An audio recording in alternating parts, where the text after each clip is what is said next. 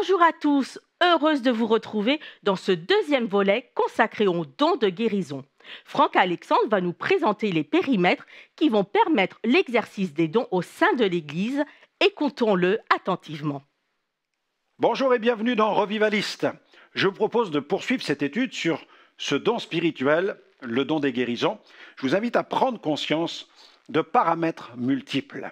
Notons que ces dons spirituels ne fonctionnent pas seuls, mais dans sa sagesse, Dieu a voulu que les dons fonctionnent en synergie au cœur de la vie de l'Église. Le respect de certains paramètres permet aux dons spirituels de s'exercer de façon pérenne au sein de l'Église de Jésus. L'un des paramètres les plus importants, c'est celui de la grâce. Les dons sont des grâces. C'est pourquoi nous ne devons jamais penser qu'ils sont accordés à des modèles de sainteté. Les Corinthiens étaient loin de satisfaire aux nombreuses exigences de la parole de Dieu dans ce domaine et pourtant, ils exerçaient tous les dons. Il ne leur en manquait aucun. 1 Corinthiens, chapitre 1er, versets 5 à 7. En lui, vous avez été comblés de toutes les richesses qui concernent la parole et la connaissance, le témoignage de Christ ayant été solidement établi parmi vous, de sorte qu'il ne vous manque aucun don dans l'attente où vous êtes de la manifestation de notre Seigneur Jésus-Christ. Le mot grec employé ici est charisma, dont la racine est charis, c'est-à-dire grâce. Les dons spirituels sont, dans leur essence, des manifestations de la grâce de Dieu. Non seulement les dons sont donnés par grâce, mais ils permettent aussi à la grâce de se manifester dans la vie de ceux qui seront au bénéfice de ces dons. Dans les Saintes Écritures, ce terme charisma peut être associé à d'autres domaines comme le don du célibat pour certaines personnes, le don de la vie éternelle, voire encore certaines compétences et aptitudes. Le paramètre de l'amour. Dans les 3 chapitres consacrés aux dons spirituels de la première épître aux Corinthiens, Paul évoque l'importance de l'amour. C'est à ses yeux le mobile par excellence. Je vous propose de faire une lecture.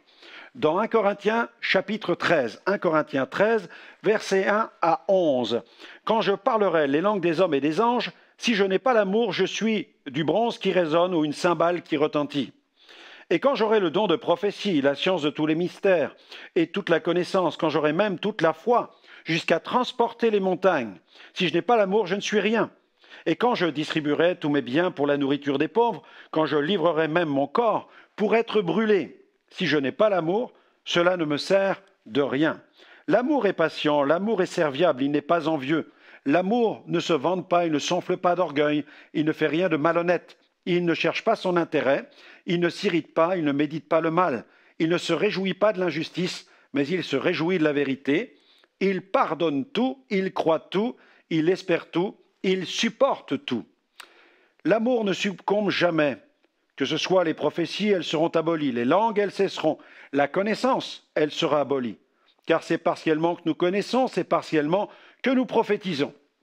Mais quand ce qui est parfait sera venu, ce qui est partiel sera aboli ou disparaîtra. Si un racheté n'aime pas les membres de son assemblée, comment le Seigneur pourrait-il lui communiquer des dons spirituels pour l'édification de l'Église? Si un racheté manifeste de nombreux préjugés à l'égard des âmes perdues, comment pourrait-il aller à leur contact pour les évangéliser, prier pour leurs besoins et exercer des dons de révélation et de puissance? Un autre paramètre important, le paramètre de l'intercession. Ceux qui exercent les dons spirituels ont besoin non seulement de l'intercession de l'Église, mais il leur faut aussi cultiver l'esprit de prière avant, pendant et après les opérations du Saint-Esprit. Souvenons-nous des apôtres qui bénéficièrent de l'intercession de l'Église. Dans Actes 4, versets 29 à 31. « Et maintenant, Seigneur, vois leurs menaces et donne à tes serviteurs d'annoncer ta parole avec une pleine assurance en étendant ta main, pour qu'ils se fassent des guérisons, des miracles et des prodiges par le nom de ton saint serviteur Jésus. » Quand ils eurent prié, le lieu où ils étaient assemblés trembla, ils furent tous remplis du Saint-Esprit et ils annonçaient la parole de Dieu avec assurance. Paul pria aussi avant d'imposer les mains au père de Publius, dans Acte 28, versets 8 à 10. Le père de Publius était alité, en proie à la fièvre et à la dysenterie. Paul entra chez lui, pria, lui imposa les mains et le guérit. Là-dessus, vinrent les autres malades de l'île et ils furent guéris. On nous rendit de grands honneurs et à notre départ, on nous fournit ce dont nous avions besoin. En 1996, au cours de mon premier voyage en Argentine pour une campagne d'évangélisation, j'ai pris davantage conscience du pouvoir de l'intercession. Je me trouvais dans une église de Rosario quand j'ai appris que l'évangéliste Carlos Anacondia tenait lui aussi une campagne en plein air dans un autre quartier de la ville. J'ai alors décidé d'aller le rencontrer pour le saluer. Sur le lieu d'évangélisation, la foule chantait des chants dynamiques célébrant la victoire de Jésus sur l'ennemi des âmes. Elle chantait la puissance du sacrifice de Jésus à la croix. Quand l'évangéliste est sorti de sa caravane, il a pris place sur l'estrade, il a ouvert la Bible, il a annoncé l'évangile avec une telle simplicité. Il a commandé aux puissances de ténèbres de se retirer et des démons ont commencé à se manifester. La présence de Dieu était tangible. J'ai vu des gens prendre la fuite et ils ne pouvaient plus supporter cette présence de Dieu tellement pénétrante. Certaines personnes tombaient à genoux, confessant leurs péchés. Face à une telle démonstration de la puissance de Dieu, j'étais sidéré, mais aussi désireux de connaître le secret d'un tel impact spirituel. Évoquant mes questionnements avec le coordinateur de la campagne, celui-ci m'a conduit derrière l'estrade de l'évangéliste. À cet endroit, il a soulevé la bâche et quelle ne fut pas ma grande surprise d'apercevoir ce nombre de chrétiens à genoux, en train d'intercéder pour que Dieu confirme la prédication de son serviteur. Il y a encore un autre paramètre, le paramètre du fruit de la sainteté. Même si l'Église exerce les dons les plus puissants, quel témoignage donne-t-elle si ceux qui la représentent ne vivent pas en harmonie avec le contenu des Saintes Écritures? L'Église doit impérativement manifester ce fruit de la sainteté. Romains chapitre 6, verset 22. Dans sa lettre adressée aux chrétiens de Rome, Paul a écrit « Mais maintenant, étant affranchis du péché et devenus esclaves de Dieu, vous avez pour fruit la sainteté et pour fin la vie éternelle. » Au cours de l'année 2000, je me suis rendu au Pakistan pour une campagne d'évangélisation qui s'est déroulée dans la ville de Faisalabad. Le pasteur en charge de la coordination de cet événement était assisté d'un jeune missionnaire venu d'Europe du Nord. Il m'a informé que le jeune homme nous accompagnerait dans tous nos déplacements, ceci afin de mieux comprendre en quoi consiste le travail d'un évangéliste. Cependant, au cours d'une conversation, le coordinateur m'a confié qu'il avait quelques doutes quant à l'intégrité morale de ce jeune serviteur. Se faisait-il des idées ou pas? Nous n'allions pas tarder à le savoir. Un soir, à la fin d'une réunion qui avait réuni plusieurs milliers de personnes, nous nous sommes attardés devant l'estrade. Il y avait encore quelques personnes qui étaient là, à terre, tenues par des démons. Elles avaient besoin d'aide. Quelques conseillers, un peu dépassés par la situation, ont fait appel à nous. Alors, nous nous sommes empressés de les rejoindre, et avec le pasteur et ce jeune missionnaire, nous avons commencé à prier pour une femme qui se manifestait avec une grande force, quand tout à coup le démon qui l'habitait s'est mis à parler. Le mauvais esprit s'est exprimé en anglais de façon à ce que tout le monde puisse bien comprendre. Il s'adressa directement au jeune missionnaire, dénonçant devant nous tous ses agissements. En quelques secondes, le mauvais esprit dévoila certains faits touchant à l'immoralité. Il déclara que le jeune homme fréquentait les lieux de débauche de la ville de Lahore, qu'il le connaissait bien et qu'il était le fidèle client d'une prostituée. Nous avons bien entendu tenté de faire taire ce démon, mais c'était trop tard. En une phrase, le mauvais esprit en avait dit suffisamment. À ce moment précis, j'ai vu sous mes yeux le jeune missionnaire tomber à genoux, s'effondrer en larmes. Jamais il ne s'est remis de cette attaque diabolique. L'intégrité faisait cruellement défaut dans sa vie et le malin le savait bien. Cette gifle satanique marqua la fin de son ministère de missionnaire.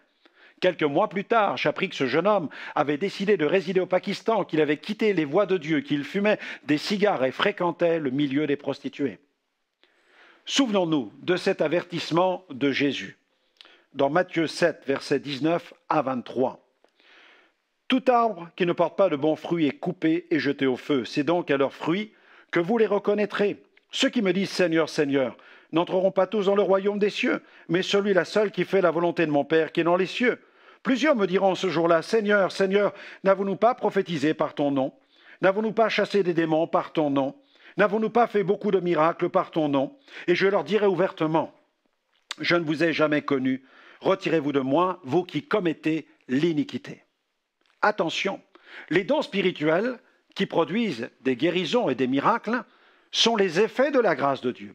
Nul ne pourra se prévaloir de ces manifestations au jour du tribunal de Christ. Que chacun veille sur ses propres voies et qu'il soit jugé digne de prendre place à la table des noces. Voyons un autre paramètre, le paramètre de la communication des dons par les ministères dons. Notons encore que si les dons se reçoivent dans la prière, il arrive aussi qu'ils soient communiqués par des ministères dons de Christ. Au jour du réveil de Samarie, Pierre et Jean sont venus soutenir Philippe dans sa mission. Ils imposèrent les mains aux nouveaux convertis qui reçurent le baptême dans le Saint-Esprit et se mirent à parler en d'autres langues. Acte 8, versets 14 à 17, les apôtres qui étaient à Jérusalem, ayant appris que la Samarie avait reçu la parole de Dieu, y envoyèrent Pierre et Jean. Ceux-ci arrivés chez les Samaritains prièrent pour eux. Pourquoi ? Afin qu'ils reçoivent le Saint-Esprit. Car il n'était encore descendu sur aucun d'eux, ils avaient seulement été baptisés au nom du Seigneur Jésus. Alors, Pierre et Jean leur imposèrent les mains et ils reçurent le Saint-Esprit. La réception du don de l'Esprit et du don de prophétie. Nous avons un autre passage, Acte 19, versets 1 à 6. La scène se passe à Éphèse. Pendant qu'Apollos était à Corinthe, Paul, après avoir parcouru les hautes provinces de l'Asie, arriva à Éphèse. Ayant rencontré quelques disciples, il leur dit « Avez-vous reçu le Saint-Esprit quand vous avez cru ?» Ils lui répondirent « Nous n'avons pas même entendu dire qu'il y ait un Saint-Esprit. » Et il dit « De quel baptême avez-vous donc été baptisés ?» Et ils répondirent « Du baptême de Jean. » Alors Paul dit « Jean a baptisé du baptême de repentance, disant au peuple de croire en celui qui venait après lui, c'est-à-dire en Jésus. » Sur ces paroles, ils furent baptisés au nom du Seigneur Jésus. Lorsque Paul leur eut imposé les mains, le Saint-Esprit vint sur eux, et ils parlaient en langue et prophétisaient. Paul a évoqué l'importance de la communication des dons spirituels par le biais de son ministère. Dans Romains chapitre 1er, versets 9 à 11, « Dieu que je sers en mon esprit dans l'évangile de son Fils, m'est témoin que je fais sans cesse mention de vous, demandant continuellement dans mes prières d'avoir enfin par sa volonté le bonheur d'aller vers vous, car je désire vous voir, pour vous communiquer quelques dons spirituels, afin que vous soyez affermis. » Paul a rappelé ceci à Timothée. 1 Timothée, chapitre 4, verset 14. « Ne néglige pas le don qui est en toi et qui t'a été donné par prophétie, avec l'imposition des mains de l'assemblée des anciens. » Paramètre suivant, le paramètre de la foi. Les dons sont des manifestations de l'esprit qui empruntent un canal humain, et comme nous le savons tous, ce canal est fragile. Nous sommes des vases de terre, sujets à la faiblesse. Cela ne doit jamais nous servir d'excuse. C'est pourquoi veillons et anticipons les attaques de l'ennemi. Demeurons dans la foi. Paul a écrit à ce sujet, Romains 12, verset 6. « Puisque nous avons des dons différents, selon la grâce qui nous a été donnée, que celui qui a le don de prophétie l'exerce, selon l'analogie de la foi. » Un autre paramètre, le paramètre de la vision. Il est aussi important de le souligner. Si certains dons, comme les dons d'inspiration, contribuent directement à l'édification du corps de Christ, le don de révélation, ces dons de révélation et les dons de puissance viennent souvent en appui de la proclamation de la bonne nouvelle. Et ils participent à l'extension du corps de Christ. Ces dons sont des instruments puissants pour ouvrir des portes afin que la bonne nouvelle atteigne des villes et des villages. Encore aujourd'hui, ces dons causent des brèches dans le camp de l'ennemi et permettent à l'Église de pénétrer des contrées qui étaient jusque-là non atteintes. Mais attention, n'enfermons pas les dons spirituels dans la mission au loin. Ils doivent s'exprimer dans la dynamique missionnale, c'est-à-dire dans la mission auprès, dans nos villes et villages, ici, en France, dans nos quartiers, dans nos immeubles, dans nos rues. Et ils ne doivent pas opérer uniquement dans les murs, car le Saint-Esprit n'est pas cantonné à nos bâtiments. Dans et hors des murs, nous devons chercher à collaborer avec lui. Dans une synagogue, Jésus a guéri une femme qui était tenue par un esprit d'infirmité depuis plus de 18 ans. Mais sur les places publiques, Jésus guérissait, libérait et sauvait. Ce grand pouvoir ne doit en aucun cas nous dispenser d'œuvrer avec sagesse selon la conduite de l'Esprit. Quand il adressa aux disciples les directives du grand mandat, ils s'en allèrent prêcher partout, ce qui signifie que partout des miracles se sont accomplis. Dans Marc 16, versets 17 à 20, « Voici les signes qui accompagneront ceux qui auront cru. En mon nom, Ils chasseront des démons. Ils parleront de nouvelles langues. Ils saisiront des serpents. S'ils boivent quelques breuvages mortels, il ne leur fera point de mal. Ils imposeront les mains aux malades, et ceux-ci seront guéris. Le Seigneur, après leur avoir parlé, fut enlevé au ciel, et il s'assit à la droite de Dieu, et ils s'en allèrent prêcher partout. Le Seigneur travaillait avec eux et confirmait la parole par les signes qui l'accompagnaient. Et puis il y a encore un autre paramètre, le paramètre de la maladie dans son approche globale. Il convient de préciser que la guérison n'est pas quelque chose qui s'opère toujours de façon automatique et instantanée. Car comme nous l'avons vu précédemment, les maladies sont de nature différente. Il nous faut aussi tenir compte de leurs causes qui sont elles aussi multiples. Dans certains cas, les causes de ces maladies réclament certaines mesures de la part de celui qui est malade. Voyons, et j'aimerais rappeler quelques causes principales concernant ces maladies. Il y a des maladies héréditaires, des maladies d'origine nerveuse, des maladies qui apparaissent à la suite de traumatismes, des maladies virales, des maladies infectieuses qui apparaissent à la suite d'une bactérie, d'un microbe, des maladies qui surgissent à la suite d'un accident, d'un empoisonnement, d'une intoxication, des maladies qui apparaissent à la suite de dépendance à des produits, des médicaments, des stupéfiants, des maladies aussi qui apparaissent dans nos vies à la suite par cause d'une mauvaise hygiène de vie, aussi parfois à cause de l'alcoolisme, des problèmes d'ordre émotionnel, une consommation, je dirais, immesurée de la nourriture, boulimie, anorexie, des maladies qui surgissent à la suite d'allergies, cause la pollution, les aliments, des substances, et puis des maladies qui apparaissent à la suite du vieillissement, je dirais naturel, de l'organisme, l'usure du corps et du psychisme, ou alors parfois, malheureusement, à la suite d'une situation de désobéissance. Et la Bible mentionne aussi des mauvais esprits, des esprits de maladie qui parfois cherchent à s'attaquer à l'être humain. S'il est vrai qu'il arrive que le Seigneur guérisse de manière soudaine une personne, parfois cette guérison passe par un certain processus. Et puis, si nous voulons nous accorder avec le malade dans la prière, il est souvent nécessaire de lui poser quelques questions. Croit-il en Dieu? Croit-il que Jésus est le Fils de Dieu? Lui a-t-il donné sa vie?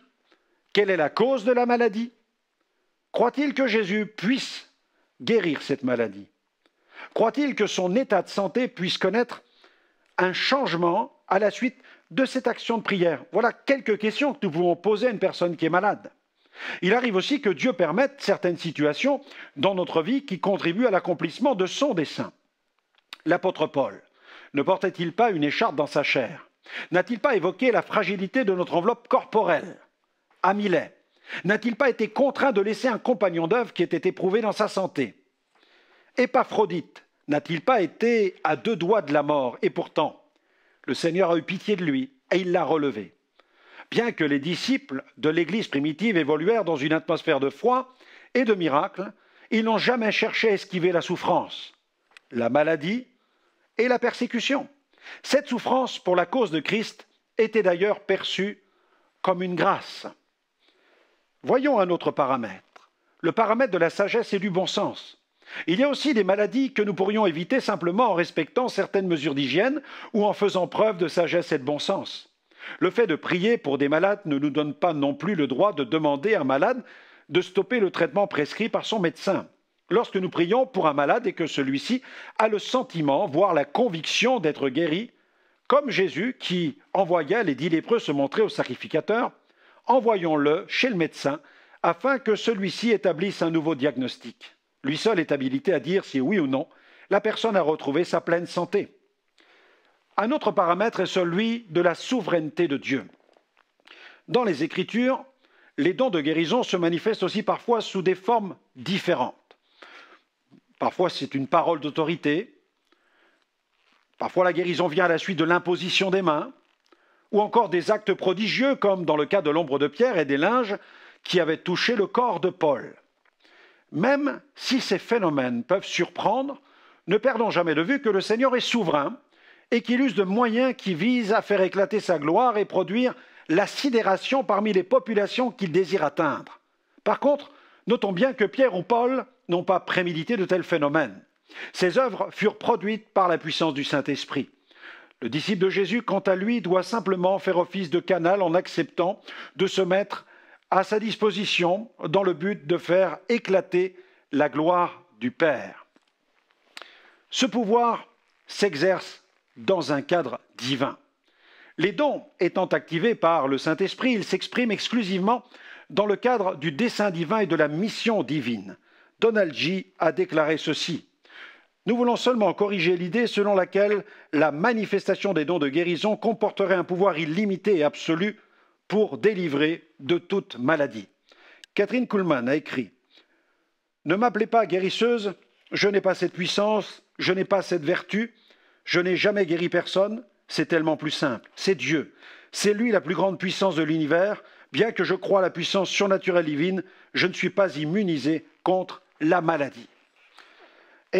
Allen, l'évangéliste, a dit: « Je ne prétends pas posséder le don des guérisons et cependant, des centaines sont miraculeusement guéris. Je ne prétends pas non plus ne posséder aucun don de l'esprit. » Oral Roberts: « Dieu peut guérir, quant à moi je ne peux pas. Je suis un serviteur et je crois que Dieu m'utilise pour apporter la guérison aux gens. Il utilise aussi des moyens médicaux, mais bien des gens qui viennent m'écouter ont été abandonnés par la médecine. » Jack Coe: « Je ne suis pas un guérisseur, je n'ai jamais prétendu être un guérisseur. Je crois qu'il n'y a qu'un seul médecin dans mon ministère et son nom est Jésus. » Harold Orton: « Ces dons sont pour la guérison surnaturelle des maladies et des infirmités, sans moyen naturel d'aucune sorte. Ils sont des manifestations miraculeuses. » Howard Carter: « Les dons de guérison sont ces guérisons que Dieu accomplit par la puissance du Saint-Esprit. Ils ne doivent pas être confondus avec les capacités ou œuvres humaines. » Voyons maintenant des dons de guérison et des ministères de guérison. Cette mention au pluriel des dons de guérison trouve aussi son explication dans la diversité des ministères de guérison. Ils ne fonctionnent pas tous de la même manière sur le plan de la dynamique opérationnelle. Wigglesworth exerçait son ministère de façon tellement énergique, parfois même un peu trop brutale, allant jusqu'à bousculer quelque peu le malade. John G. Lake, quant à lui, formait des techniciens de guérison et recevait les malades dans le cadre d'un programme de 30 jours basé sur les enseignements de la parole de Dieu. Oral Roberts, surtout, a développé son ministère de guérison en mettant l'accent sur ce qu'il appelait le point de contact. Il s'agissait de répondre à un appel, par exemple, de s'appuyer sur un verset ou de bénéficier de l'imposition des mains. A. Allen a opéré, quant à lui, auprès des infirmes, des paralytiques, au moyen du don d'opérer des miracles. Catherine Kuhlman organisait de grandes célébrations et prêchait de façon très théâtrale et nombre d'infirmes quittaient les chaises roulantes. Certains observateurs de l'histoire de l'Église estiment qu'elle exerçait le plus grand ministère de guérison depuis les apôtres de l'Église primitive. Carlos Anacondia exerce un ministère de délivrance puissamment marqué par le combat contre les ténèbres. Il a obtenu d'immenses résultats en Amérique latine. Son ministère a été qualifié par des missiologues de ministère haute énergie. Randy Clark obtient de magnifiques résultats en exerçant un ministère de guérison dont l'emphase est placée tout particulièrement sur l'importance de la parole de connaissance. Merci Franck. Oui, nous devons en tant que disciples être simplement un canal que Dieu utilisera pour faire éclater la gloire du Fils. Rendons-nous disponibles. À très bientôt et que Dieu vous bénisse. Je sais que tu vois de nombreuses guérisons au sein de ton ministère. Retrouve-t-on des témoignages dans ce livre? Bien entendu. J'ai inséré quelques témoignages pour encourager le lecteur à prier pour ceux qui souffrent. Surtout, n'hésitons pas à manifester notre compassion, car c'est le meilleur moyen pour permettre au Saint-Esprit d'œuvrer.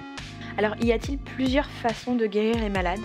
Ce n'est pas qu'il y a plusieurs façons de guérir les malades, mais Dieu a de multiples façons d'opérer. En fait, il opère au cas par cas. Et que peut nous apporter ce livre? De nombreux conseils qui tirent leur source des Saintes Écritures, mais aussi de revivalistes qui ont été les témoins de nombreux témoignages de guérison. Le ministère de Franck et Liliane Alexandre, c'est tout d'abord prêcher l'Évangile dans des missions en France et à l'étranger, où Dieu se manifeste par des signes, des miracles et des prodiges. C'est un atelier de production-publication où sont réalisés tous ces livres, CD et DVD. Ce sont diverses émissions télévisées, diffusées par satellite et relayées par notre site web. Et ce sont enfin des rencontres de renouveau pentecôtiste ouvertes à tous les chrétiens qui veulent progresser dans l'exercice des dons spirituels. Retrouvez-nous sur les réseaux sociaux.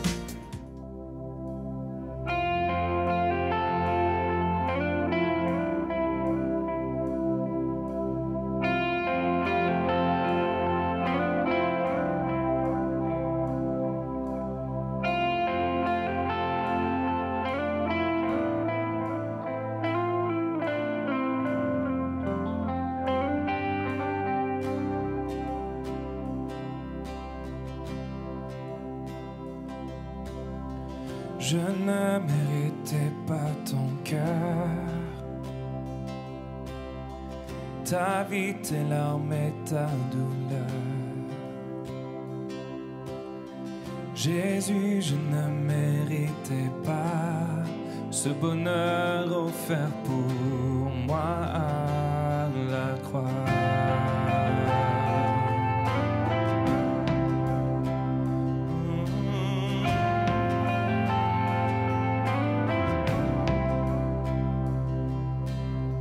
Je ne méritais pas tes mains, tes pieds et ton côté percé. Je ne méritais pas ton sang que tu as versé pour moi à la croix. Seule ta grâce m'a aimé, seule ta grâce, seule ta grâce m'a sauvé, seule ta grâce.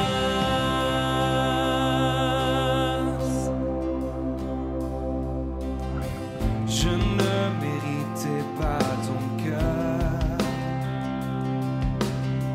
ta vie, tes larmes et ta douleur. Jésus, je ne méritais pas ce bonheur offert pour moi.